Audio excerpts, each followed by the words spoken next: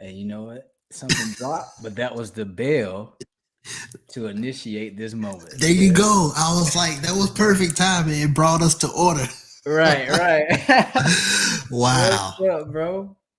Man, it's all good, man.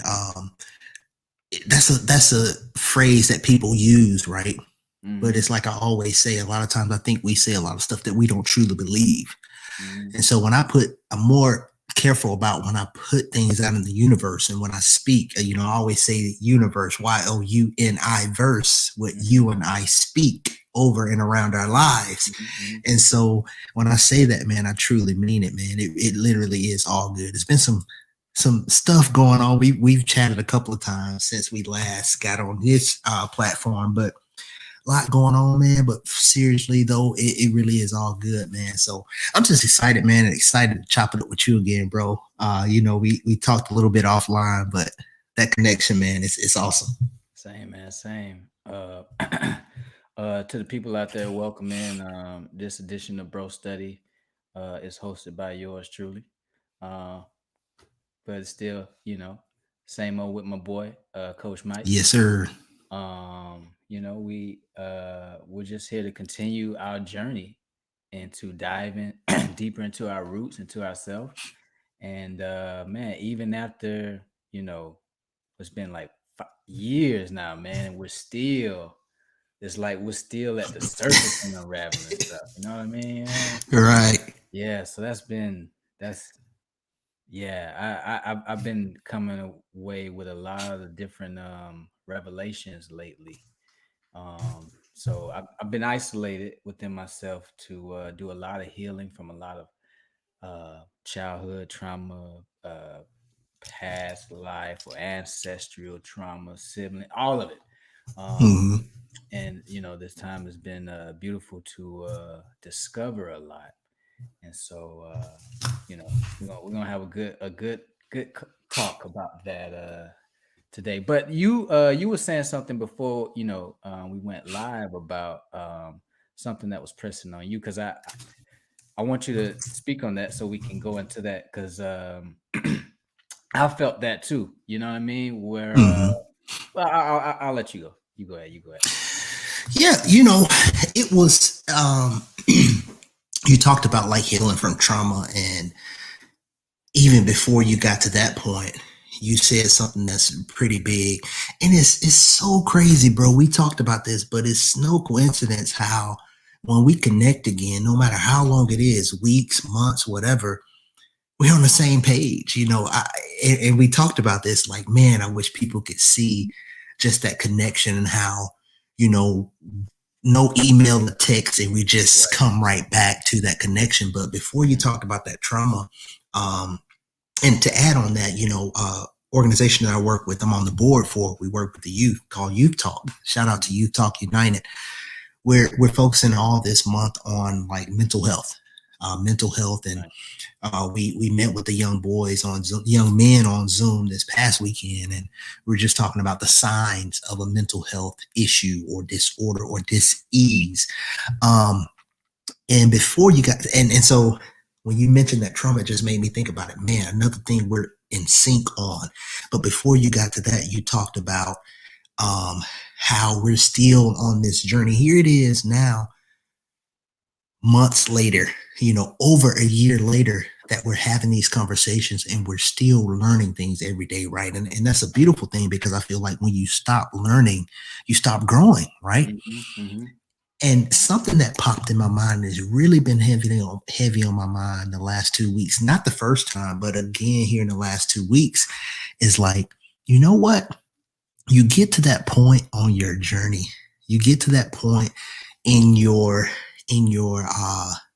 maturation that you just stop caring about the outside noise and you stop caring about, hey, bro, listen, let me tell you something. And you, by the time I'm done, you got to agree with me. Like, Right. Right. as Right. no other choice. You got to agree with me Right. because I got this information or I got that. And let me tell you, and I look for this reaction where I want you to say, bro, yep, I agree totally. Instead of that pushback of, well, have you thought about it like this? And go back to some of the early conversations you had. That was that part of it where you were almost an anchor to some of the thoughts I had. It was like, hey, well, what about this? And it's like that perfect, which is what I love, right? Because that's what I do in coaching, asking that perfect question. So Right. that's been the thing, man. It's like at this point, I'm not interested in getting everybody to agree or changing people's Because you mind. have to realize it's not about somebody agreeing with you. It's really about you learning about yourself. Right. Exactly. And that's what it's all about. And here's the trick, right? Mhm. The trick is seeing your reflection in all those conversations. Right. That person who you don't like or you totally disagree Right. with, but Yeah. seeing your reflection and okay, that sparked something in me that's Right. here that Right. now is like, you know what, I'm at peace with that. So I ain't even gotta argue with you Right. about it. You know So something, that's something that's that we were never taught, man, that oh, when you feel anxiety or when mm, you feel triggered by something, to not take that feeling and the narrative that comes with that feeling and place it on the person in front of you, but wow. to take a deep breath and ask yourself, why do I feel this way? Because it's all an internal feeling. Like the person is just reflecting what you're already feeling on the inside, So that's what I've been learning lately. And I had to learn it the raw way. Right. I like that. I like how you word that. Right. You learn that in romantic partnerships, Mm, because the person that you're falling in love with, or your soulmate, your twin flame, they're reflecting, a lot of deep parts of your soul, a lot of the parts that are beautiful, but they're going to reflect a lot of parts that are ugly, that you're hiding, that you can't see. And so then the things that we can't see, when we feel that energy, our minds can make the hallucination that is coming from the other person. right. Yeah. So yeah, I'm in that same place of not having to agree, because everybody has a different perspective. And the way you Hmm. learn how to get to that place of full unconditional love and being present and connecting with everybody is accepting that your perspective is going to be different than mine. But it doesn't Right. mean that we can't still have a connection and an understanding about where we each other are, because we're just given a different reflection of the same light. You know what I mean? So we're not Hmm. supposed to agree with everything, but we're supposed to learn about, every experience we're having. So yeah, man. That's been a profound breakthrough for me lately. You were saying earlier about how people can get drifted away too. Um, Yeah. yeah. Have you been around people or experiencing people who have like gotten into some type of knowledge, but then they just like went too far off into one direction or got too deep into, that one group? You know what I mean? Man, honestly, I would run out of fingers and hands if I started to just write a list. And now let me just say this. This is not just um people from a distance, right? But people that I know, contact with. And I think it's this thing where I've said it, and I'm so thankful and grateful that when I started my journey, it was always a thought of mine. It wasn't something that just I developed. It was always there. Like, and this is the thing, when I was still like praying all the time because I didn't want all this new knowledge. I didn't want all this new stuff, right? And I was still just praying. What I always would say, I hear the prayers of my mom, and she would say, whatever you do, and all you're getting, get an understanding. So my mother instilled in us that when we're praying and we're talking and we're asking for that, knowledge, to get revelation knowledge and to always get an understanding. And so that kind of flipped in my mind back in maybe 2015, where I would start adding, you know, and all my getting, and I started switching up my prayer. I would say, Mother God, Father God, ancestors. And, I would say, and all my getting, help me get an understanding. And that I want to keep or maintain a level of gravity. Now, what I mean by that is this: It's so much knowledge out there to be had. Shout out to Pastor Ray Hagins. He makes a circle at the beginning of all his sermons, and he say that all the knowledge that is inside this circle. And so Right. there are far more. It's far more knowledge outside of that circle than what you know. And so Right. my thing is, it's so much knowledge. I don't want to get so high to where people can't relate to me. And when I say that, it's the people that I need to relate to, Ooh, because you don't want to relate to everybody, right. you know, Or because or do you? Because isn't everybody a reflection of you?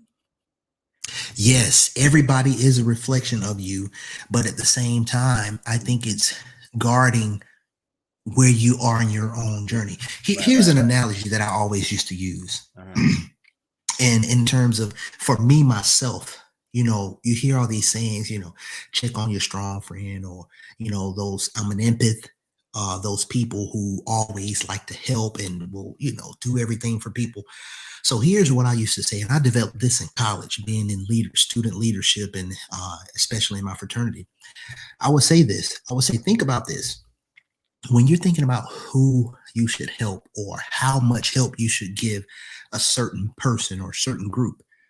If you're at, if you think about the tallest ladder you can imagine in the world, right?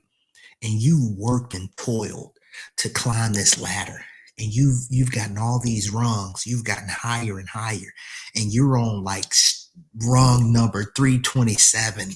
I don't even know what made me come up with that number. I need to look up that and see if it's something to it. But you're on rung 327, and somebody says, "Hey, yo, Mike, help me." Okay, here's the first thing. I'm a helping soul. You're a helping soul. Cool. I want to help you. So I pause for a second on 327. I look all the way down. I say, "Hey, bro, look, just take one rung at a time." You say, "Hey, yeah, Mike, I don't know how you did it though." Okay, I tell you what, just put one hand up, then opposite foot, and push yourself up and keep going, right? You get a little higher, a little closer. You, I look down, bro, you're on rung number 6. Hey, Mhm. keep going. Now, mind you, I've tackled 327. Mhm. Guess what? In order to help you at that level, when it's at a point where you don't want to put in the work to keep going, I have to do two things. I either have to come all the way back down and lose that 321 wrong of progress I've made and pull you up. Or I'm going to either meet you halfway. Something is going to have to happen, but I'm going to either lose elevation if I can't guide you to getting to where I am.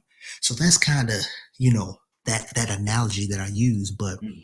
yeah, you definitely want to be able to, because like we talked about, you want to be able to relate to people because you want to see what in that person or Mhm. in that conversation is a reflection of you, because that's what's Mhm. happening. we're Mhm. always we're always in the man in the mirror when we're Mhm. progressing through life. You never realize how much that means and like how real that is. But like, no, that's real. Like we're all a reflection. And it's hard to accept that sometimes because Mm, people sometimes we experience things that like physically feel or emotionally feel very traumatic. And the the process of healing is to acknowledge that the this experience was curated by my thoughts. mm-hmm. So I have to investigate where did these thoughts come from, where did they start, because this is the only reason why I'm having this experience right now. It's Right. not because this other person in front of me is bad or they're homeless and they're crazy, so I should be like looking down on them. It's like, no, if you're in front of them right now and they're interacting with you, you're looking at yourself. Maybe for There it like is. some quick moment of something that you need to let go of or a thought that you need to like remember, whatever it is. But you're seeing a reflection of yourself, and to take that moment to take a deep breath and not judge it before you listen to what's in front of you. Bro, two things rush my mind when you were talking about that. One is a live video from last year. Shout out to my bro Kirk Nugent on Uh-huh. Facebook. He Uh-huh. was talking about this same thing. He was talking about how hard of a concept it is for people to actually realize that everything you encounter in your universe is a reflection of you, right? And so there's something in you. The second thing that made me think about was I just watched earlier today Mhm. the latest episode of All American Okay. that comes on the CW. I guess the CW. Yeah, yeah. Bro, it's so crazy, right? I don't want to give spoilers, so let me blanket this because people can Google this. But pretty much All American, right? He had a shoulder injury, Uh-huh. and he started seeing this sports psychologist because he's trying to figure out what's causing his hand to still twitch sometimes, right? Even though they gave him the clear to go ahead and play and lift and all that stuff. And he really wants to push it because he's an all-star. And so he's seeing this sports psychologist. And the sports psychologist tells him that think about what caused your shoulder injury. Go back to that. Don't think about the process of healing. Don't think about now. Don't think about when you feel it and it starts to tingle or you lose that sensation. Think about what caused it. So he said it right. He said, okay, now think about what is the blame for it. Mm-hmm. So what caused it, but what is the blame for it? What and who do you blame? Mm-hmm. And so, again, not to spoil the episode, but at the end of the episode, he realized it wasn't the event, but it was a person that he was trying to protect. And that's who he blamed. And I was like, oh my God. I was like, that is deep. Because so many times in life, we think it's this injury, we think it's this loss of job or this transition or this transformation. And we're not realizing, okay, the And trauma that you and carry, from this freaking church system, we think we got all these enemies and all these bad people that are, oh, stay away from those toxic people. It's like everybody take a shit every day, which means every day a human being is toxic if you want to go there. So we're not going to go there. Thanks for sipping that tea. bro, this But tea got real good on that. none of this, right? None of this is about bad or good or about like Come enemies on. or friends. Come It's about on. you really learning about the lesson of the the the the two face of the situation. If we can go to Dark Knight, Yes. because there's two sides Yes. to the coin. Everything. If it was a beautiful moment, there's probably some ugly side to it. And if it was a traumatic situation, it probably left you a jewel too. So if you can forgive the hurt part, then the gift part is to see that, oh, the hurt that you're healing is healing the illusion that you created when it happened when you were little or in a past life or from your ancestors they ain't let go of. Now we create these walls and these barriers to protect us from potential danger. So then when you heal from the hurt, it's letting go of whatever the potential danger is so that you can see, like, oh, what's in front of you is jewels. Yo, it's beautiful, Bro, man. like honestly, man, this one I'm gonna have to go back and watch for myself because as I told you, um, with the youth organization we're focusing on mental health. And this conversation right now that we're having, this is like one of the pathways to acknowledge not only acknowledging these things, but how do you deal with it? Because Mhm. it's always attached to something. And like you said, man, it's that indoctrination, that indoctrinated system that we have that always looks for this evil or this big bad wolf figure doing all this stuff. If it's good, we know where it comes from. If it's Right, bad, we know where it comes from. right. Instead of here's a situation that happened and how did you carry that with Process you it, and how do right. you now process? Yes. How are you coping with it and how does it show up in your life? If it's one thing that I'm talking about with my clients on almost every session is how is this showing up? How is this showing up in your life? Because one of the major differences, like with like coaching or therapy, is a lot or counseling and things like that. With counseling or therapy, they can go in the past. They're digging up, right? They want to bring all this out right to the surface so we can address it. That's the With only coaching, reason why you're in your present is because of all the protections you tried to put up in your past that created this avenue to lead you right here. Boom. right? And now tell me how it's showing up. Well, Mhm. I told you what the problem is. No, no, no, no, no, no, no. Tell me how it's showing up in your life. And then it maybe have to be a deep dive, right? But that's what it is, man. And like you say, it's bruh, if we were taught, if we were taught, you and I, everybody, if we were taught, and some people get it, right? Some get it, especially nowadays. Some kids, man, you talk to them, you're like, whoa, you're on that level at 12. Right, But if right, we right. were taught the things that we've learned in the last 5 to 10 years and the things that we're learning continuously at the age where it was appropriate that we be learning this years ago, bruh, They they like, they wouldn't need a bro study because oh, but what? What? they'll You know be what? already studying. You know what Well, bro study would be okay. Here we go. This fresh revelation. Bro study would be by what Bible study is. I mean? It's let's all come together and discuss the real thing, right? Right, Not right, just right. it's not just Brandon or Mike telling you what to do and what to read. No, we're all discussing this and talking about how it shows up in our life and not afraid to dive into trauma, not afraid to dive into sexuality and, But and something finances and all this right. stuff.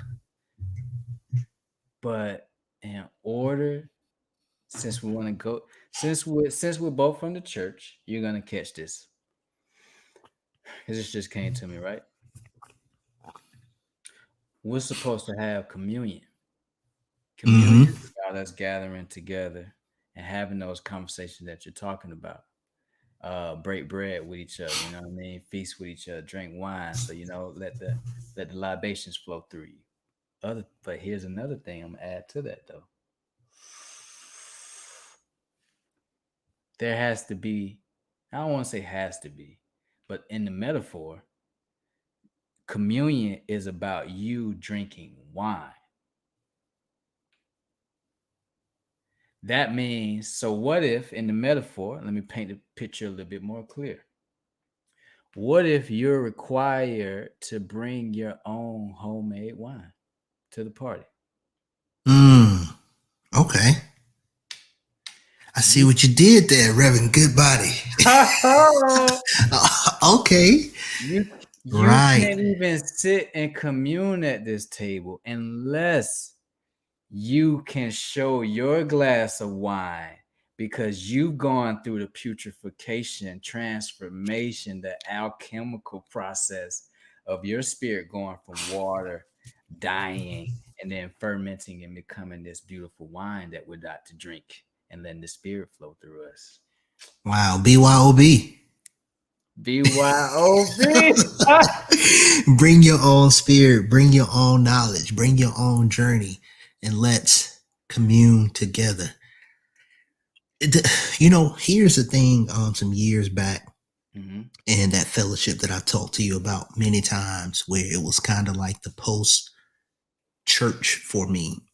And one of the things that, um, one of the things that we talked about was that need for fellowship and to commune, right? But it was um, what we were talking about in terms of bringing bringing the knowledge together and actually um, having input and dialogue.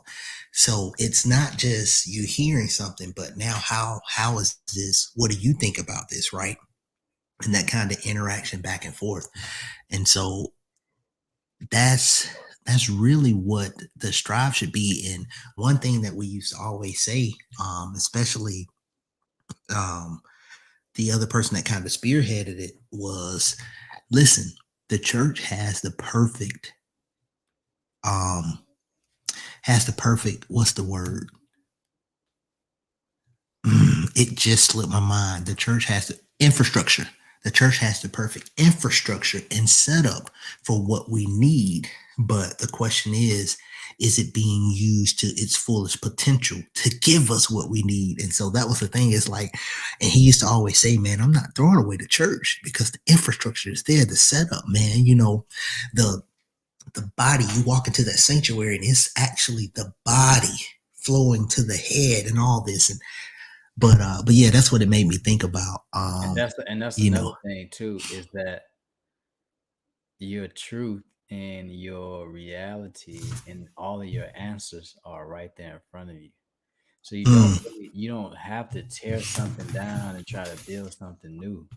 Like, just take a step back and look at what's already there, because it's already there. It's like when you go buy a new car, all of a sudden now you start seeing that same car on the street everywhere. They always been there. It's just now, since you're more connected to this idea, now you've made yourself more available for it. You know what I right, mean? Just like the exactly. church. Church means the temple.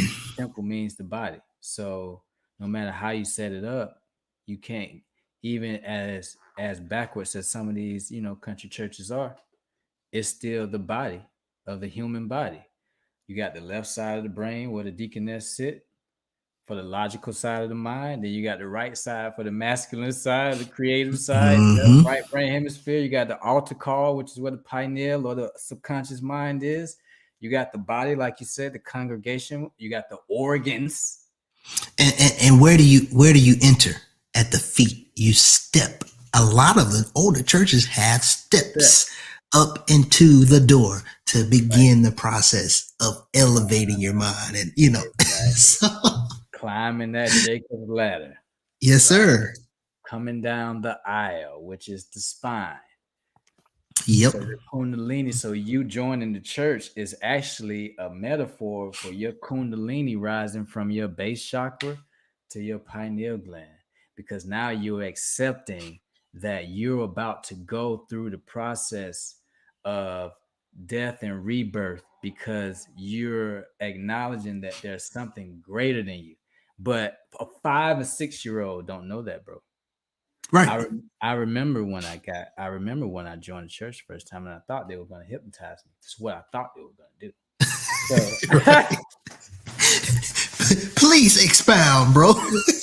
bro, I promise, it's revival. So during revival week, Oh, yeah. you at Yeah, yeah, church. yeah. It's late at night. It's jam packed. You don't know what the man up there talking about. It's a lot of Hmm. folks in there, and it's a bunch of.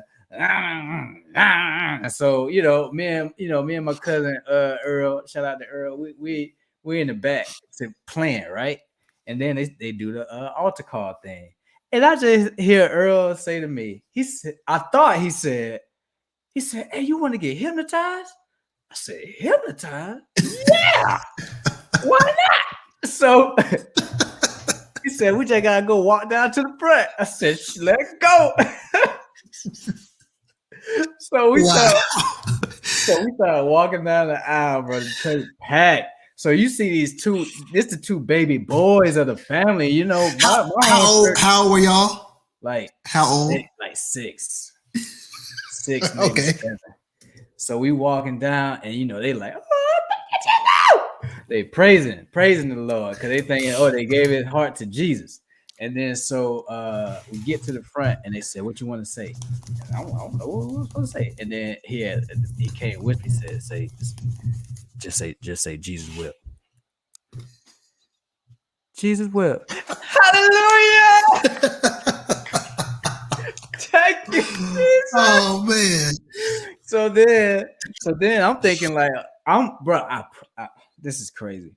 I'm sitting up there in front of all these people, and I'm like, okay, where's the clock? I thought they were gonna bring a clock out. The next thing I know, we Wow. went home. The next day, they gave me a pamphlet. I got a white robe, and they was talking about, oh, you gotta go to Sunday school. We about to tell you about, you just gave your life over to Jesus. And I was like, whoa, what are you talking about? I don't know. Huh? Next thing I know, a couple days later, they dumped me in that water, and that was it. But It's so crazy how that whole story of baptism has so much profound information in it, Hmm. but to give all of that to a 5-year-old thinking or a 6-year-old thinking that, he's saving himself from going to hell. Any idea, any kind of, there's nowhere in education that one thing was with my background is school of education, exercise science, fitness leadership. So I was my first actual part-time job was doing PE at a school. And one thing that you talk about is developmentally appropriate learning, right? Age appropriate learning. And so, nowhere outside of church would you expect a 5 to, heck, 18-year-old to grasp something that's so heavy in terms of the impact of your life, the rest of your life, right? So, like you said, you really are expecting a 5, 6, 7-year-old to know exactly what they're doing Right. and to even understand the concept of what they're doing. And Yeah. is really for me, I look back at it, it's a lot of words I would have used before. And now it's just like, to me, I say, man, that's kind of sad. Yeah. Yeah, that would be the word I would use. And I've gotten to a place where I can be more sensitive Yeah, because definitely. it's all about love, and it's if people are still asleep, we remember what it was like when we were unaware, you know. It's hard to see it, you know what I mean? Hmm. The truth right in front of you. So now I'm at a point to where I'm not so defensive or like, oh, if you don't agree, then I'm scared because I'm afraid that you might drift off somewhere. Like, no, I'm not worried about that no more because everybody has to live their own journey, and you have to Yep. accept them for where they are because they're actually still teaching you something about yourself. You know, Hmm. you can still go That. into church right now and still learn something from that preacher. He gonna say one thing, it's gonna be like, God dog, you know what? Hmm. You sure right. Right. And that's that whole point. What I was saying, like with that gravity, don't get so high on your horse that you don't remember when you couldn't even straddle the horse, when you Right, right, couldn't right. even get up there, right? So Hmm. it's important that people be able to do that. But here's the thing, right? Everybody's not. Everybody can't look back at before they arrived or before Hmm. they started their journey, right? So it's one of those things where, okay, it's new information. Now, all y'all stupid. It's Right, like, right, right. whoa, just Doesn't work last that week I talked to you. I just way. talked to you, bro. And we was talking about the same thing.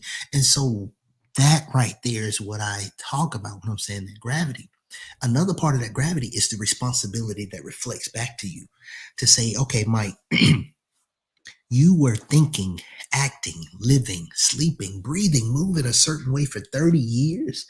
And now at year 31, you want to just forget all that and say that everybody that believe and act and do and think and talk as you did somehow is beneath you. Whoa, Mm, wait.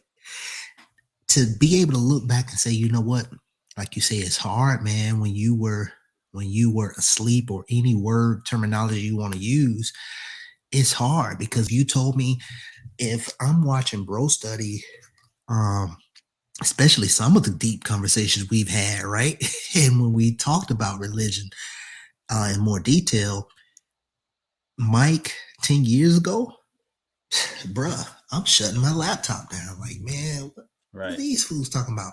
Let me pray for them. Nah, But ain't you got know time what? for it. It's because that's the shadow, bro. Mm, Projecting your fear, my fear that, oh, you're gonna say something and I'm gonna get agitated because you're trying to program me again. I don't want to get programmed again. It's not even about, oh man, y'all brainwashed saying this stupid stuff. That's the ego coming out, giving us an excuse. You know what I mean? It took me a while to see that too. Like, oh, you know what? I'm actually still hurt by this when I have to shut it off or I can't listen to it. So, hmm. oh man, the amount of things I've had to check within myself to just make sure that is this where is this coming from? Your quick reaction or reactive nature to this thing, something behind it. But I didn't mean to Yeah. cut you off, but just want to throw that in there. That's what I was No. learning for myself on that. Yeah. Yeah, no, my thought was complete. Yeah. And I love how you interjected that because I think a couple weeks ago when we talked, right? Mhm. Um, the first time you were talking to me about that shadow work. And people will talk about the ego often, right? But what about the shadow? You know? So there's so many, bruh, we get the blueprint, right? Mhm. But we don't get how to properly implement it, right? Because we wrestle not against flesh and blood, but against all these things. There's so many things, and they say high All in places, the mind, right? man. All in the mind. Wait a minute, what am I playing, bro? Hold on. You playing music right now? You know what? I What's hit that? the side of my bud, and so it unmuted a video. You remember I told you I got like 12 window pages open. It started playing a video from a webinar. I'm like, whoa, what's in my ear? Oh, But again, all these forces, right? So I get distracted just like that. I hit my ear. So right. it's all these forces. And so again, we got the blueprint, but I feel just like the gap is just there where we were not accurately taught how to use it and to implement it to help us become that better version, that more powerful, that higher self that we can be, that we all can be. Because what we're reading is that journey, you know. We talked about it, you talked about it often. Mm-hmm. Um, yeah, man. And that was part of my personal journey out here in LA. Because I left home to pursue acting, which part of it was passion. Part of it was me running away from some type of fear. The fear that I needed to or the need to become a celebrity so I can buy my mom a house, get her out of the country, make a name for myself so people would appreciate me and not continuously judge me, falsely. You know what I mean? Like these Mm-hmm. I was at the some lat over a year ago, me and Nat went to the Museum of Psychiatry, and there was a post that said like 80% of the people that moved to LA for acting are just lost souls or something like that, or just don't know who they are. And I was like, damn, that's Mm-hmm. kind of heavy. And then I thought about it, like, dang, you know what? My main reason for coming out here was because I'm trying to be this hero, because I'm needing some type of hero inside of me. You know what I mean? Wow. Um, and then so I took a break because I had to step back and really learn myself and get Mm-hmm. to, and get to those deeper whys. And in my time in doing that, also seeing that these stories, man, are either to wake you up or put you back to sleep. And Mm-hmm. you have to be aware enough how to be able to see between the two. And if you don't, it's so easy to see the one that puts you back to sleep. Wow. So, uh, with all that being said, I'm like, man, this ain't about trying to pursue some career, man. This is about Mm-hmm. like consciousness ain't just some personal journey. You think these movies or the TV shows coming out is not a reflection of where our consciousness is trying to go versus where it actually is going? That's what the battle is. It's like it wants to hold on to this ego side of itself and be all materialistic or hold on to the past or create these illusions to keep you bound and in the system. And there's another part that just wants to expand and go beyond that. So you're going to see stories that tell the story of both.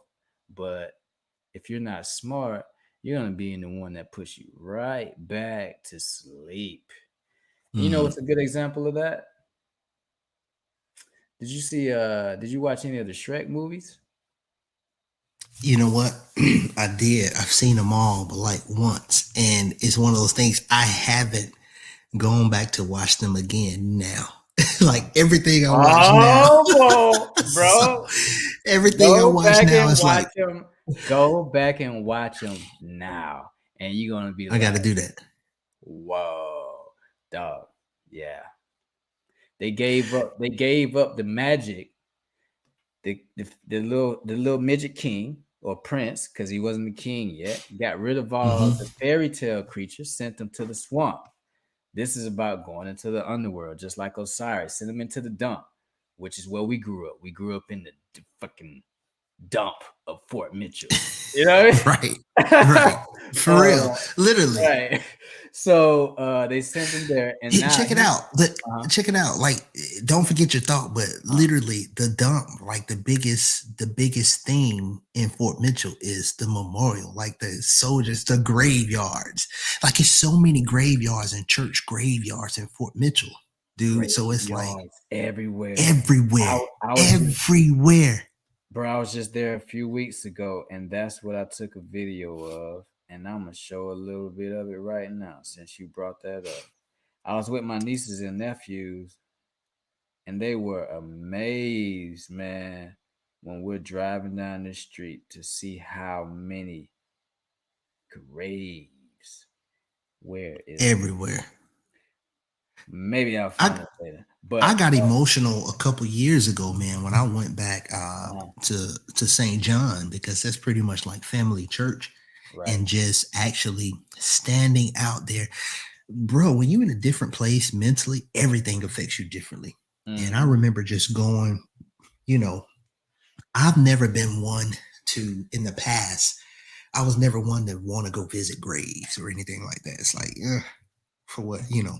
Right. But again, new place in my mind. And so I don't know what year it was, maybe 2018, 2019, but I went and I mean, as I'm turning in the driveway to St. John and driving up that hill, as I parked and got out, it was just a different feel.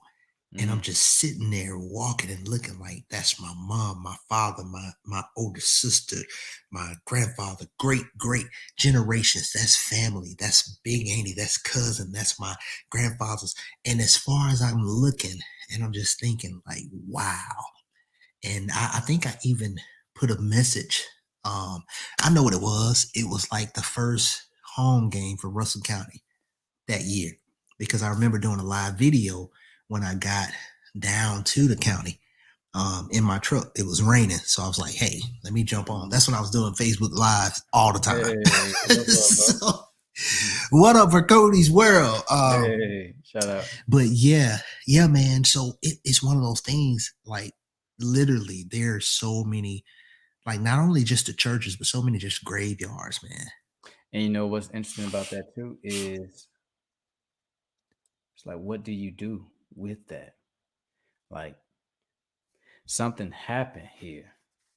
What are you gonna do now? Are you gonna try to continue what they were doing? Because the research that I've done, bro, a lot of our Native American ancestors got manipulated into assimilating into another culture, which then Mm, created the divide and conquer. And just like I heard Jay Z saying on that Jay Electronica album, no civilization is conquered from the outside until it's conquered from within. mm, So that's the story in our own personal life too. It's like if you're being defeated right now, you got to see like what did you lose within yourself to divide yourself, because that's the only thing that would lead anything else to conquer you. You know what I mean? And so right. something happened to our people to where even from Africa, it's like you can't just say, "Oh, we kings and queens," and then they had a gun, and then now we slaves. Yeah, I don't think it's Yeah, that easy. It's like, right. what did you do though to allow Hmm. that situation to happen to yourself? You know what I mean? So Hmm. man, I've been, and that causes that responsibility and that accountability is to accept that, oh man, something did happen to me, but I also played a part in that happening. You know what I mean? Um, Yeah. yeah, like this motion right here, dog, I don't know about you, but I think a lot of those tribes was doing a lot of tomahawking. It's probably a lot of heads in the ground down there. For sure. I think so, man. Yeah.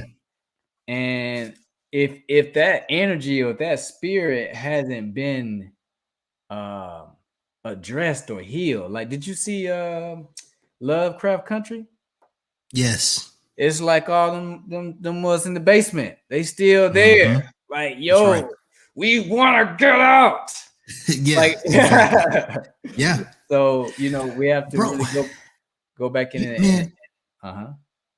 that just made me think of something. I think I talked to you before we started about how that video I saw on YouTube and everybody was talking about, the guy just made a post. He made a post on social media, but he made a video about it, just asking if anyone has any early memories or any connection with indigenous people or the Native Americans and all this stuff. And so many people, I think it was something where he asked them to describe their grandparents or whatever.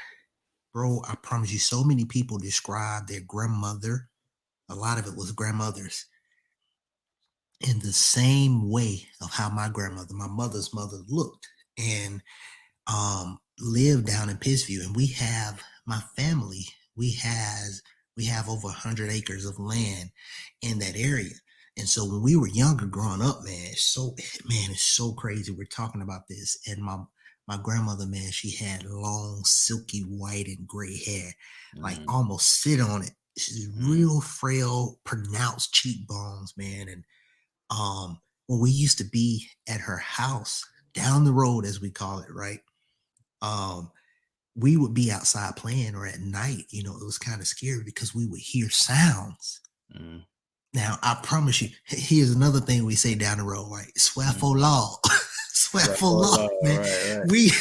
We used to hear sounds almost like chanting and stuff, like off in the distance. And so it's one of those things, like, I promise you, again, I'm the youngest of 10, but my siblings and different people can account for this. And some of my cousins that's all over, you would hear noises and stuff. It's almost like we were young. We would see like smoke off in the distance. And again, our family land is on hundreds of acres. And so now looking back at it, it's like, wow, everybody would say that, right? In fact, that's what the post was about. Like how a lot of Black people say, I got some Indian in my blood, or my grandmother was a fourth Cherokee or stuff like that. And so it just made me think about that. Like, man, it's more to it than we know, especially the area where we come from, Uchi Creek and all these tribal everything around us was named after Native people. The culture, the language, the streets. And you know what's funny, man? How this stuff just travels with you and lets you know that even if you try to get away from it, you can't get away from it. Like, I'm a number 7. You know what I mean? That's my life path number. I just looked at the clock, bro. It's 7 o'clock. Wow. Today I'm driving down the street, 2 streets down from me. I look at the sign, it's Cherokee Avenue, 700 block. Because I was just on the phone this morning talking to my mom about our culture. My great-great-grandmother, her mother was a full Cherokee. On my dad's side was bro, I was just about to say before you said that you look Cherokee, bro. I'm sitting there like, man, and I'm thinking like, man, you kind of look like my grandma. Look, we're down the road. We all related. Right. No, you know what kind of car I got? I got a Jeep Grand Cherokee, bro. I often say, don't tell me you got a Grand Cherokee. I got a Grand Cherokee, dog. So shut the front door. Shut the front door. This stuff doesn't get away from you, man. So a lot, like, it's funny you mentioned graveyards, because that's the part of the reason why we have to heal these ancestral generational traumas, because where are the Cherokee graveyards from all them wars, from the Red Sticks War in 1812, or Horseshoe Bend, or the Trail of Tears? Like, it's just dead bodies all over the ground. Like, we sweated, grew up on this ground, built in it, dig dirt in it, you know what I mean? Lived on it, grew plants on it.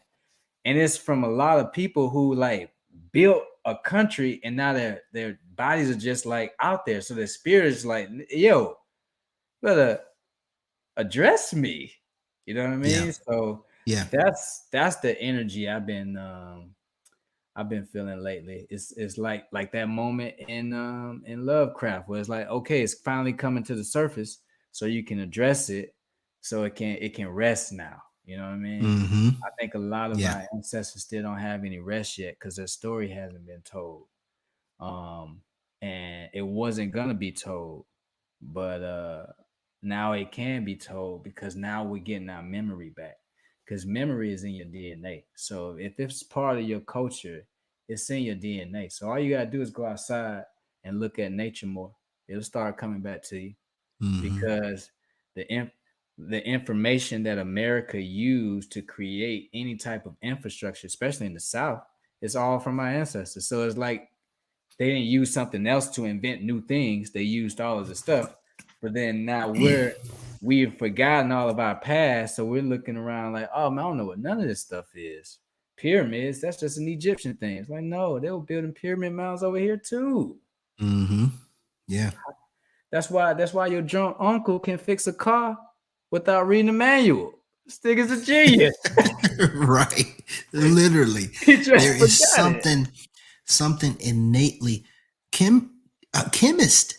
Dude, moonshine. Fort Mitchell, Seal, Russell County, Pittsview, Antioch, Crawford. Dude, straight up chemists, doctors, engineers, not even knowing it.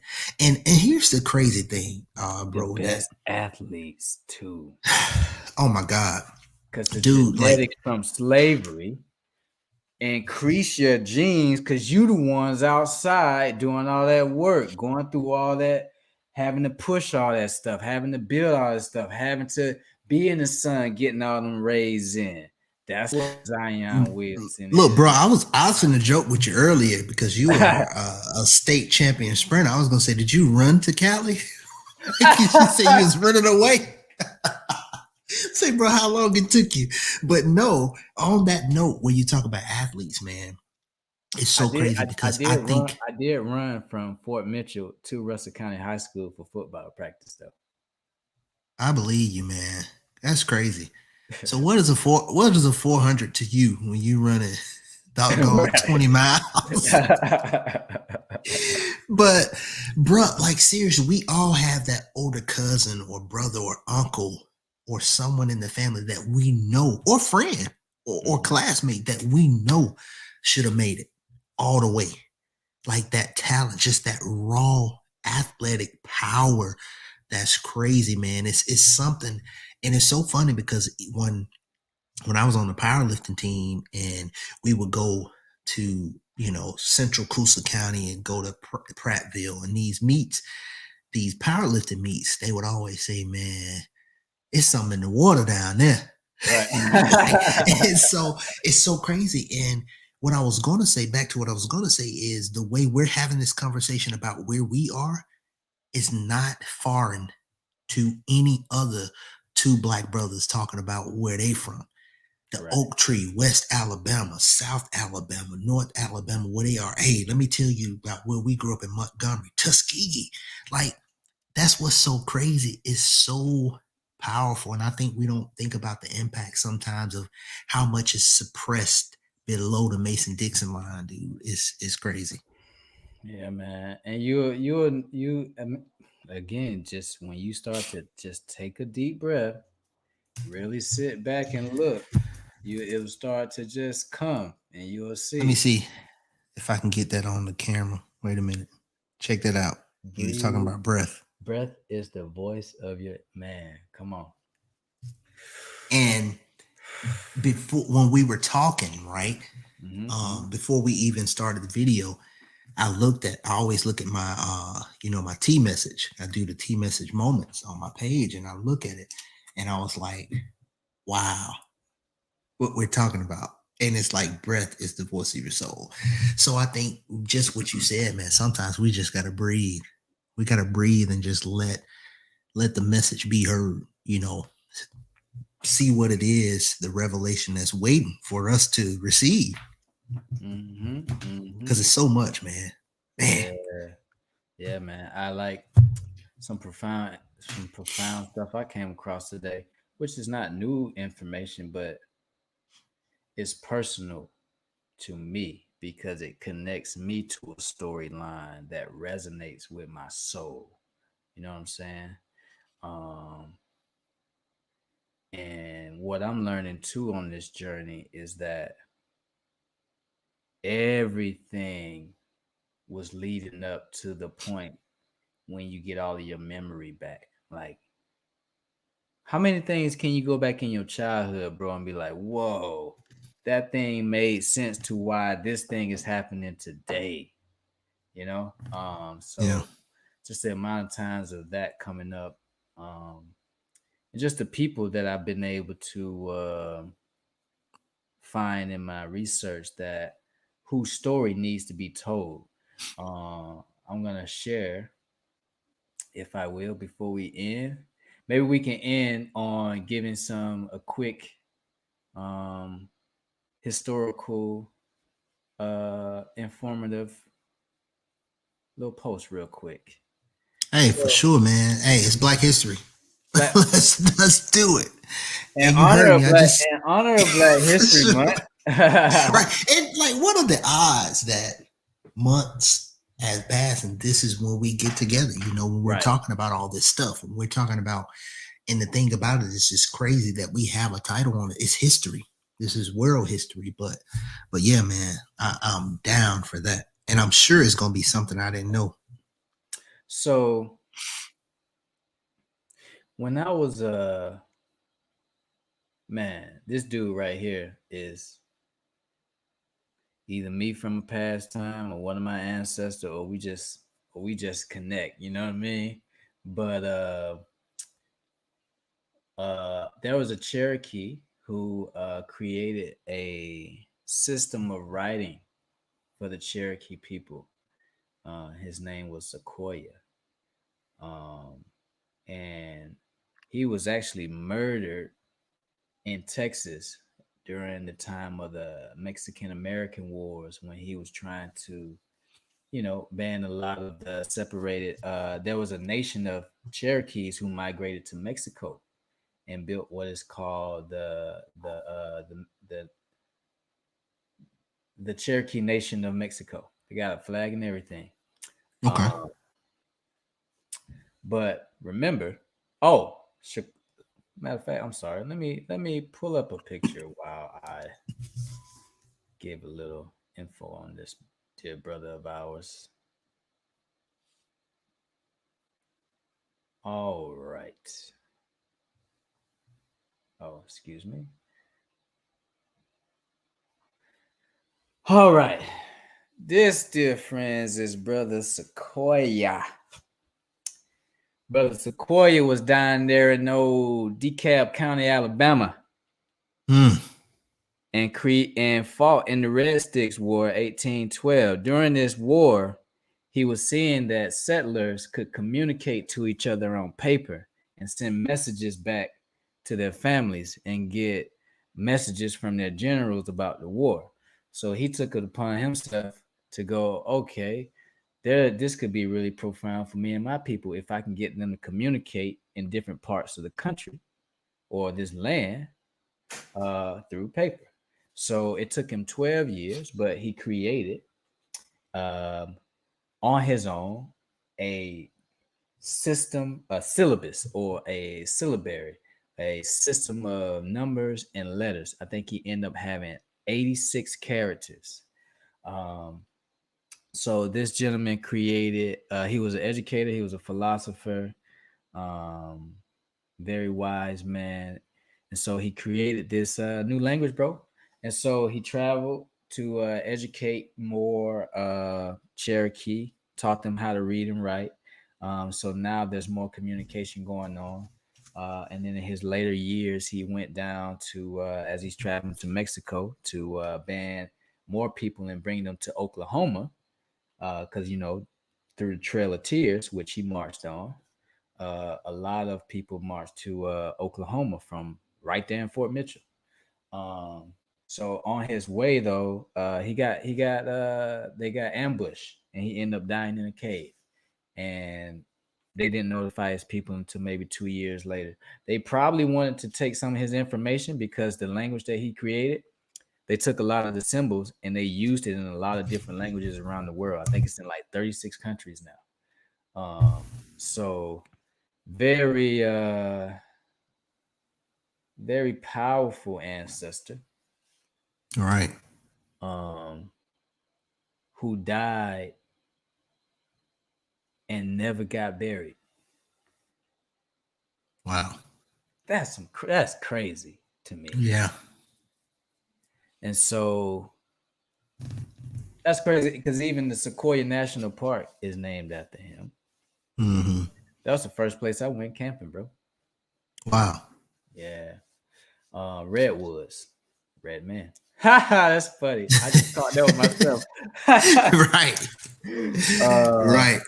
Wow, man. And that's bro, crazy. look at the shirt. Look at the shirt you got on too. I don't know if you playing that, but didn't, but right. The shades. Yeah, man. They say his name meant pig's feet. But they don't know for sure. But yeah, man, there's a lot of people like him who we never heard of. I did not know that the name Tuscaloosa meant black warrior. It was a tall black native chief who gave white settlers hell. He ended up getting murdered through a war, but who would ever thought that? I didn't know. The only reason I knew that from researching the Black Warrior River. Wow. It's the only reason I knew that. But yeah, so many of the names, especially Alabama, the cities, towns, streets, all that, all of it is Native American. It's, you know, it's ancestral type information that we've been disconnected from. And so I think a lot of times we need to question why that's such a strong narrative in our community. Like, hey, man, my grandma, my great grandma was half Indian, or there's some Indian in my blood. And then we go out and do this, you know, these DNA tests, and it comes back, you know, it's 3% or it's nothing in there. Okay. All right. That's fine. Believe that if you want. Because here's the thing, that this is the first thing that really blew my mind with the DNA test, is that if you go back 8 times, in terms of your parental line, your parents being 1, your grandparents being 2, your great grandparents being 3. If you go back 8 times, you have 256 ancestors. So, bro, tell me how in the world is a test going to go back 35, 40, 50, 60 times to the first of my lineage and pinpoint where exactly, or miss a whole section. But you missed a whole 1,000 years. Like, right. Hello, so, people. So when I saw that, and that was someone who studies DNA. And when I saw it on a video, I was like, okay, it'll probably be my last time, because that was the thing for me too. That was a big kick. I wanted to know. So I took 23andMe, African ancestry, you know, boom, boom, boom. I wanted to know. And I did some research, and I saw that, and I was like, whoa, 8 times, 256 ancestors, bro. And then what's so crazy and scary, if you go back 8 times and then you do like kind of a year of what that would be, you're talking about within two to 300 years. That's not far. Check this out, bro. The answer is this is the most mind-blowing thing that has happened to me since I've been on this planet. Me and Mama Juju was on the phone about 4 hours today. Just like, oh God, it's right there in front of you. What you're talking about, we don't even have to take no tests, bro. It's in the genes. If you can meditate the right way, research the right way, pay attention to your surroundings and your upbringing the right way, it's going to tell you where you've been. I cannot explain it no further than that. Just take the journey and you will see what I Yeah. mean. I'm not talking to you, I'm talking to the Mm-hmm. people out there. It's you, but we think like, that's crazy. Nothing we've seen was by accident. Nothing. Everything was either for some future event or just a reminder of some past event to wake you up, just to so you'll reflect back to the moment. So you go, oh, okay. So that's what that meant. Man, Yeah. do that when you really study, take time. A lot of people don't have time, is what it is. They don't have enough time to study everything. Mm-hmm. Past 5 years, all I've done is study everything. You know what I mean? So Right. now it's just about just watching and listening and then remembering, because water holds memory, your DNA holds memory, and it code. So it's everything is recorded. So your ancestors, like our bodies, is the library. The DNA is the library. Like your DNA is nothing but a combination of how many people you said? 256 200. That's plus. just 8. That's just 8 That's times just back. 8. So 256 billion people, DNA Right. cells all coming together to make you. Yeah. Yeah. So get to know each of these cells, and then bits and pieces of that essence will start to reflect back to you because it's still here right now. Mm-hmm. That's what I've been learning, and that's how I've been able to why information has been coming to me.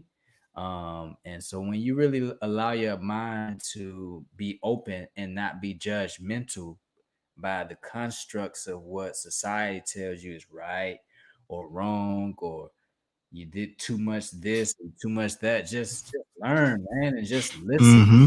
You know, it's like watching a movie. Stop trying to predict the movie before it's over. Just watch the movie. Watch And the then movie. get a thought on it, and then watch that shit again. You're gonna learn something else. That's it right there. It's watching it again when you see so much, man. It's so crazy. Here recently, since WandaVision has come out, we've been going back and I watching haven't watched that the yet. Is it MCU. good? Oh, Bro, whoa, yeah. bro. When I tell you, anybody will probably agree with this who likes it or who have seen it. If you get past those first 2 episodes, now here's the thing: if your mind is in a certain place, or you look at it open-minded, you're like, okay, cool, got it. Mm-hmm. Especially if you read up on it. Mm-hmm. First, second episode is like, okay, but 3, towards the end of 3, and then 4, and then 5, this last one, I'm like, come on, Friday. Okay. And so now we've been going back and kind of connecting the dots through the other MCU movies. And it's like, man, the genius in the MCU and just how everything is plotted out, man. But all that stuff, like you said, that goes back to that thought I was saying about it's either gonna wake you up or put you back to sleep. That's it. That's it. You can watch those movies and it will show a really nice picture of how you can transform and wake up and evolve. There's another way of watching it where you can go, oh, that was entertaining, and be right back to sleep. Yep. Especially when someone is pointing out one of those deep messages and it's like, how you get all that? Okay, boom. Right. Just like that. You missed it. So it's like that series I told you about too, man. The other thing I've been getting into here lately is anime. And I finished so many life lessons in anime. Oh, bro, endless.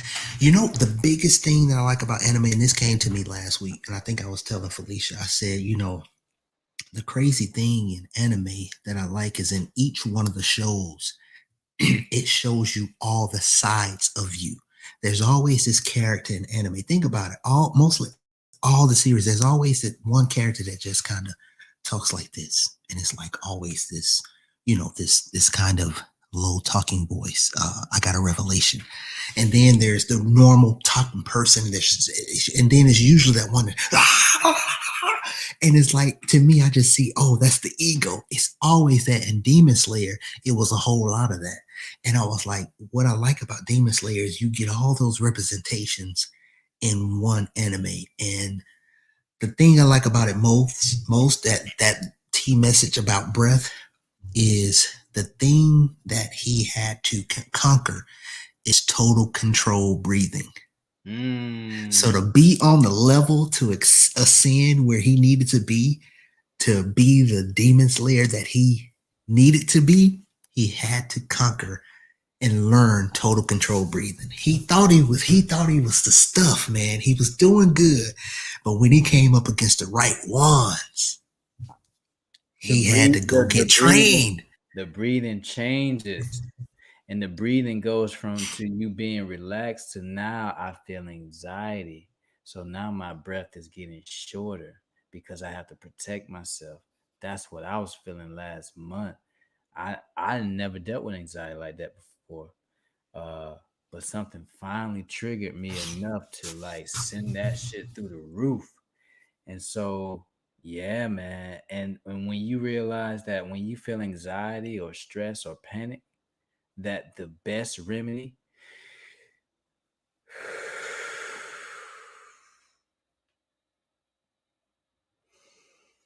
is just to do that. That's it. Right. That's too easy though, bro. Right? Right. That's too easy. It can't be that easy. It can't be that easy. First thing they do, panic attack, or you having hard trouble. What they do? They hand you a paper bag. Breathe. Because you are breathing. Not only are you breathing, but you're hearing it. So it's actually elevating the process. Right. It's all those. It's like all those senses. You that you got it. You good. You good. It's all those senses. What does that paper bag look like? The heart pumping, the sound. You hear.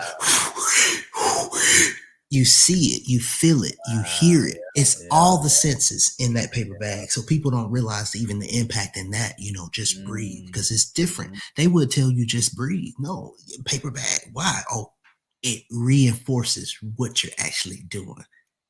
And so, yeah, man, it's crazy. It's deep, man. Gotta dive back into my breath work. Yeah. And in Kemet, the breath was the spirit. So, you talk about, these people out here that say they're so spiritual, but don't know how to breathe properly.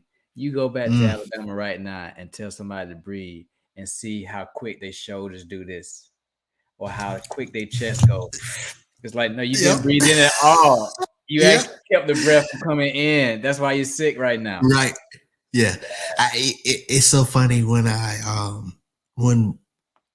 so it's crazy. It's carried over from when I was a personal trainer to coaching, and I do that. And even when I'm doing it with my training clients, but actually going through how to breathe, and I say, hey, take a deep breath, and like you say, like, did that help? No. Okay, let me just put your hand, stack your hands right here, and I want you to feel up your hands. Like, wait, what? They're like, keep your shoulders down. Keep your shoulders down.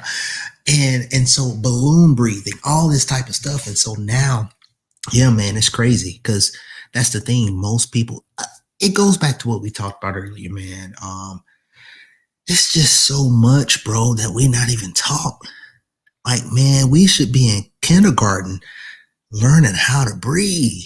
Like that mat we got to buy. We go buy that mat from Family Dollar that get torn up by month 2. Right. To take naps on. Wait, but what? I unless you had money. I gotta say this. Some people had them thick mats. Because I just realized shit, I just got triggered.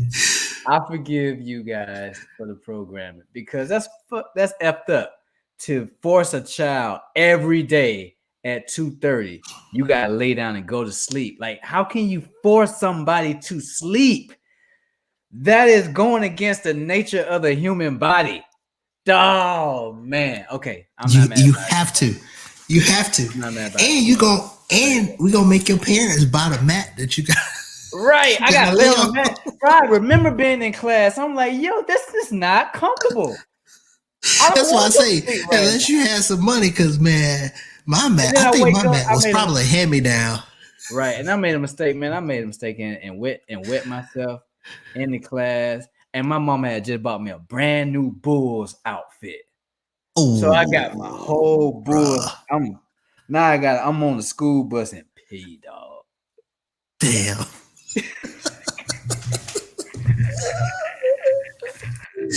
Damn. Bro. I just remember that just now. That was kindergarten. You literally got triggered. I got triggered, dog. Like, oh, yo, I remember this. Wait. Breathe, bro. Oh, breathe. Man, breathe. Just breathe. Hey, that outfit was fine too, man. I felt bad. And I think I got a whooping when I came home too. I already know, man. You talking about what? Shoot, man, you talking about what? 93? 93? Yeah, 93, 54. Oh, you was on. 93, 94. They won that first one, 93. Wow. No, 91, 92. Oh, that's 3-peat. You was on, bro. Wow. I had the 3-peat outfit on. Didn't even know. You had the 3-peat outfit on, bro. Wow. Dang. Because I was just doing the math. I was like, wait a minute. I did the math of where you are behind me. I'm like, bruh, dude, you had Bulls. And when you were in kindergarten, you were popping. Now, be unbehooved to us in elementary. You weren't paying attention to that, It's okay. Because that was in that was a little bit pre-starter. Yeah, the pre-starter era. But yeah, everybody was wearing windbreakers and stuff and all that. But yeah, you know what? That's funny. I don't remember you or Mikhail in elementary school. Okay, so here's the thing. For me, I don't think Mikhail. So for us, we got rezoned. Wait, what school did you go to? So you went to Mount Olive all 6 years, right? Right. Okay. So I went to Oliver K through 2. Okay. We got rezoned to Mount Olive in 3rd grade. That's what happened to the kids that was in my class. I remember by 4th grade, it's all these kids from Uchi Creek or something like that. I'm like, where y'all come from? Wow. Rezoning. And dang, I just got triggered. Not in a bad way, but take a breath, bro. Bro, I got triggered because now I look back and now being an adult, I know some of the implications behind when you hear rezoning. The financial, socioeconomic impacts of rezoning. And so it's like, But yeah, K through 2, I want to say, because Miss Grant was my first teacher at Mount Olive. That was 3rd grade. So yeah, K through 2, I went to Oliver. We got rezoned, and all of us. So then they just flooded Mount Olive, and I think some other shifts happened. So yeah. Right. But you were in 6th grade at Mount Olive, though, right? Yeah, I was in 6th grade at Mount Olive. So I was in 2nd grade at the time. Mm-hmm. I don't but you know what, bro? That's a big, I think it's the older you get, the more you catch up in terms of mentally, because you think about a 2nd grader. Yeah, because a 2nd grader and a 6th grader, dude, that's a big difference. You're not even coming. You know what I'm saying? You know how? Have you ever gone back to Mount Olive after high school or? And you realize, damn, this school little as hell. But when you were little, you're like, damn, it's so big. Bro, you know I'm vertically challenged. And I'm walking in the hall. I went to visit, and I'm walking in the hall and you tapping the little thing. You know, back in the day, we used to jump to be like, you jump. Yeah, the little entryways to the next hallway. I'm like, and I'm seriously looking like the roof is right here. I'm short, man. But you thought it was huge. So yeah, I was just thinking about it. You had those hallways. So we never even got around to the side where the, right. kindergarten, because we was on the third, fourth, fifth, sixth, that side of Mount Olive. It was like a little T, the third grade hallway. Then you turn the corner, go to the left is fourth grade. You go to the right is fifth and sixth grade. Right. And I know I kind of finished off with like Miss Knox, and I don't know, bro. I was thinking about this the other day. I was like, I'm blaming it on my motorcycle accident, but man, my long-term memory is just not what it used to be. And I was like, I don't think I could. And I was listening to an XM radio show where a lot of people were saying, heck no, I couldn't, like around our age, older and younger. But I was like, I don't think I could sit down and just write out my teachers. I know I couldn't. I could. There's some gaps. I can tell you right now, Miss Every one of them? Miss Passmore, Miss Sullivan, Miss Stern, Miss Cook, Miss Grant, Miss Nellums, Miss Ramsey, Mr. C. That was Head Start through 6th grade. Man, so nobody cares. Hey, I tell you what. I don't know if I could have did that last week, but you just said it just now, and it was just like, bing, I got it. Wow. I got Miss Greenwood from Oliver. I got Miss Greenwood and Miss Thomas. Because boy, I had a crush on Miss Greenwood. That was my kindergarten. I'm talking about, and my older brother did too. So I always remember him talking about Miss Greenwood, and then Miss Thomas. And Miss Thomas had a daughter named Alexis. And I was like, Alexis is like a princess. I'm gonna marry that girl. Wow. And she went off to another school, and I just don't remember what happened. Somebody watching this from the county, if y'all know, just like what happened to Alexis Thomas, because it was one of those things where that rezoning and stuff. But yeah, Miss Greenwood and Miss Thomas, all I got. That was K in second. And then, like I say, when I came to Mount Olive, my first teacher was Miss Grant.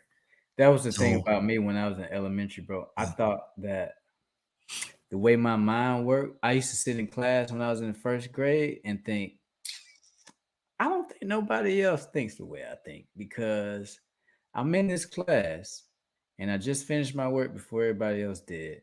But now I can literally create a TV show in my head and watch the TV show while the class is still going on.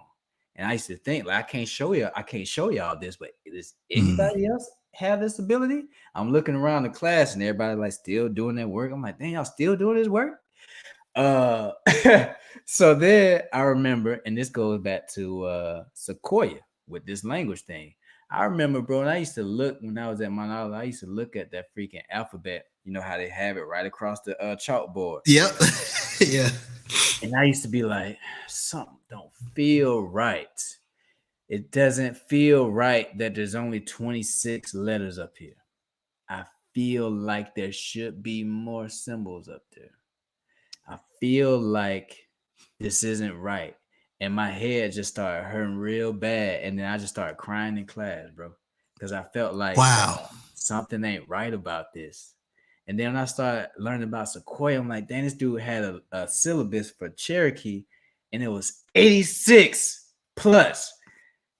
I was like, okay. It was you. right. Like, that's not what I was doing. So the kid Sequoia was sitting in class crying, like, this is not what I created it for. It's 26. What happened? What? Hey, you know what, bro? I was too busy, man. Shout out to Mike Scott, man. Mike Scott. You know what? That's so funny that you bring up that name, man, because that was the only big kid in that school I knew. Why? Oh, wow. Because he could draw really good. And remember, I was just about to say, he had a picture up on the cafeteria wall. That shit was up for like 5 years. And I forgot, damn, that shit just came. As soon as you brought that name up, the picture that he drew was like a black kid and somebody else. And they put it up on the cafeteria wall and it was up there. Mike was good at drawing kids and cars. And I envied him because I couldn't compete with him on cars. We were always going back and forth with art. And so my thing was in class, I said, shout out to him because it made me think about it. I think we shared like a superlative at Russell County Junior High. And so Bringing up Mike Scott made me now remember you and Mikhail in elementary. Now I remember all y'all. That's crazy. Isn't that crazy? Bro, it's so funny because I was the kid in class. I was the same way. I was finishing work early. I was super smart, but I didn't apply myself to nothing. Yeah. Like if I wanted to, I was I think a point and a half off of National Honor Society. I should have crushed it. I didn't apply myself. So I was a kid, especially in elementary. I'm finishing my work. I look up like you, everybody else. Okay, I'm sketching. I'm drawing Mickey Mouse. I'm drawing I'm drawing comic books. I'm drawing Batman from memory. So yeah, that's crazy, man. But it's crazy what can trigger a memory though. Because same with me, man. It's certain things I don't even know how I remember it, but then other things I want to remember and I can't. Maybe there's a block there. I know it is. I know it is, man. I know it is. So, but it's something random. That's what the movie Inception was about. So you gotta see what that block is up down in that at the bottom of that basement. Mm-hmm. Yeah. That'll come up in your dreams. Right. Bro, you know what I've been noticing too, man, is that a lot of stuff that you think you let go of, like you really think, oh yeah, I'm good off of that. No.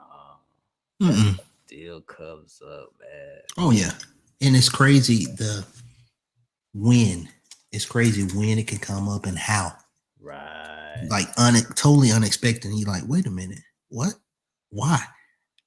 Yeah. It's wild. It's wild, bro. Yeah.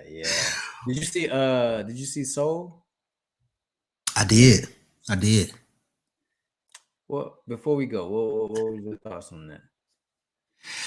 So I enjoyed it because I looked at it.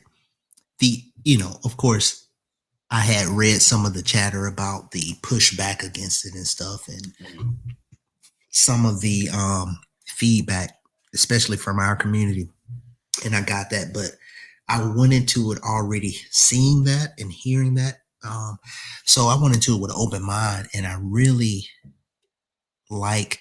For me, what I get out of it is just the interconnection of us, and I know it's this soul and all this stuff, but it made me think of two things: lost souls and the disconnect with the ancestors. And so that's something that's totally not even, I don't know if it's even intended, but it's kind of like, wow, all these souls, especially when they show the lost ones that just roam forever and they're in the dark. It's like what we were talking about. Dang, crazy we talking about this. It's like what we were talking about earlier when we grew up at in the story of Sequoia. How many of the ancestors or just the people in that area story is untold, or it's unheard, or it's no closure, and so they're roaming around. They're just roaming around. I grew up in the quarter, or the tip of the quarter, Fort Oak Street, Fort Mitchell, Alabama, down the road, and like we're walking at our door, and it's souls, just walking down the quarter, walking down Sweetwater Branch Road, Oak Street, Pine Street. I was little, man, and I only told the story to my family. This is my first time saying it on camera, but 3 Christmases, maybe 2 in a row. Like I used to have sleep paralysis a lot. And when you have sleep paralysis, you're gonna hallucinate because switch on your back, you see a demon. Right. I got up, bro. I got up. So first thing first. When I was little, like between 6 and 8, for whatever reason, when it got really dark, I would hallucinate and see cats and dogs. They would just be sitting there. I know. Okay. You remember back in the day when they had the little puppies on the little coffee table, like they just sit there and look at you, like on Friday. Yeah. It was like that. Like they just like the little thing, they just be sitting there. So that was a little interesting. But this particular time, I felt and I saw just running at me, bro. So I wake up, I'm like, because I used to go to sleep early before everybody else. So obviously there's noise in the background, so I can't fully sleep. So I wake up and I got this heaviness on me, like something just weighing on me, and I feel bad. I feel like something chasing me. So I'm like, oh no, I feel bad. So I get up, I go in my little sister room because the light on. So I want to go see, talk to my little sister, my cousin. Bro, I go in the room, I see a group of shadows in the corner, dog. They just huddled up. And they're like, they just took off after me, but they didn't move. But they just keep doing this. I'm like, ah! And I was like, I said, stop chasing me. Stop chasing me. And I was like, boy, what's wrong with you? There's nothing in here. I'm like, Wow. oh, no. Something chasing me right now. So then I run into the kitchen and I hide up under the table because some of the adults were in there playing cards. And so they're like, boy, what's wrong with you, man? Get up out of here. And I'm like, man, why is nobody listening to me? There's something in here. I can't explain what it is. It's not like some human. It's like, oh, I'm coming to kill you. It's just like, bro, it was just like energy or just like little figures, just kept whoa, or just kept coming to me. And I'm like, man, leave me alone. And then they just man, that's crazy. Because it's like, how many of us have had similar experiences? And when you said 6 to 8, when you said that, I was thinking you were going into 6 to 8 is when I had sleep paralysis often. Whoa. That's what I thought you were going to say. Because for me, I feel like it was like 7 to 12. Like I had it often, I just stopped like maybe 2 years ago having it. It stopped for me in my teen years. But after that stopped happening, adolescent years, I want to say 7 to 13 maybe, but after that stopped happening is when I learned how to wake myself out of a dream. It's so weird because like even how you having a bad dream and you want to wake yourself up. It's so crazy to me, but learning to actually take in that dream and either poke my eye or say, open your eyes while the dream is going on. It's like, and you wake up like, man, and it's so vivid. So it's crazy, man. But all that stuff, man, it's like it's messages and like what's that movie? Inception. Like Inception said, you gotta have your totem. Yep. Yeah. we gotta figure out a totem, man. Because I've been having some too lately. And the crazy part is you don't realize it was a dream until after you wake up. Like, oh man, I could have. Oh yeah. There was no reason for me to be so scared. Like I could have. Have you ever woke up from a dream and been like, I could have killed everybody? All right. Mike, you stupid.